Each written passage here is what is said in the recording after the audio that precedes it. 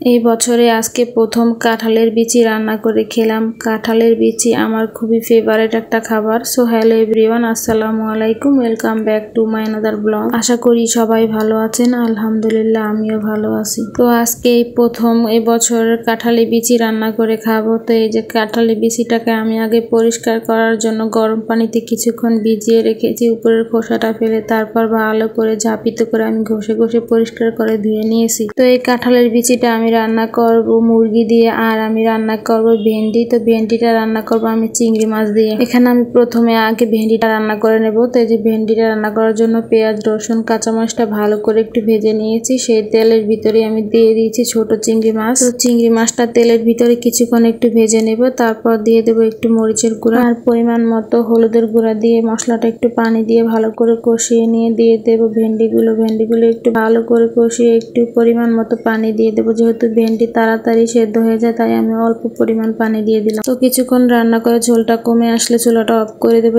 আর আমার পাশের বাসার একটা আফুর মেয়ে আজকে এসএসসি পরীক্ষায় পাশ করেছে, 4 পয়েন্ট পেয়েছে। তো ও আফুই আমাদের জন্য মিষ্টি পাঠিয়েছিলেন। তো ওই মিষ্টিটা আমার ছেলেকে খেতে দিয়ে দিলাম। এদিকে আমি আবার মুরগি রান্না করার জন্য এখানে মশলাটাও কষিয়ে নিয়েছি। তো এখানে পেঁয়াজ, রসুন, আদা, কাঁচামরিচ, এলাচ, দারচিনি, লবঙ্গ ভালো করে একটু ভেজে নিয়েছি। তারপর একটু মরিচের গুঁড়া, হলুদের গুঁড়া দিয়ে মশলাটা ভালো করে একটু পানি দিয়ে কষিয়ে নিয়েছি। তারপর দিয়ে দিয়েছি ধুয়ে রাখা চিকেন গুলো দিয়ে ভালো করে কিছুক্ষণ নেড়ে চেড়ে আমি ঢাকনা দিয়ে একটু সুন্দর করে কষিয়ে নেব।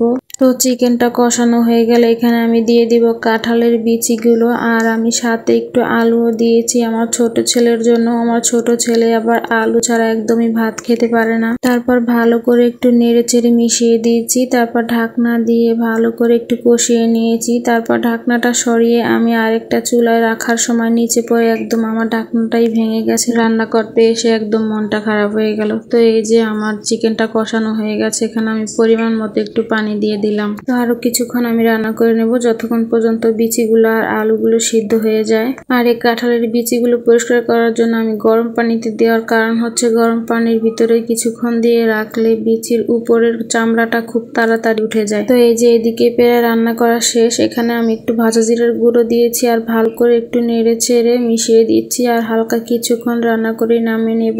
আমি কাঁঠালের বিচিটার সাথে একটু ঝোল ঝোল রেখে দেব, কারণ রান্নার পর কাঁঠালের বিচি একটু ঝোল টেনে নেয় তাই। তো আজকে রান্নাটাও খুব মজার ছিল, যেহেতু কাঁঠালের বিচি আমার খুবই ফেভারিট। ভালো লাগলেও ভালো, ভালো না লাগলেও আমার কাছে ভালো। আর এই যে ভেন্ডি রান্নাটা খুবই মজা হয়েছিল, সবচেয়ে বেশি ভেন্ডিটা মজা হয়েছিল। আমি ভাবতেই পারি না ভেন্ডি রান্নাটা এত মজা হবে। আমি আর আমার ছেলে খুব মজা করে আজকে ভেন্ডি রান্না দিয়ে ভাত খেলাম। কাঁঠালের বিচি আর ভেন্ডি রান্না করে খেতে কে কে পছন্দ করেন অবশ্যই জানাবেন। তো আজকের মতো ভিডিওটা এই পর্যন্ত। সবাই ভালো থাকবেন। আল্লাহ হাফেজ।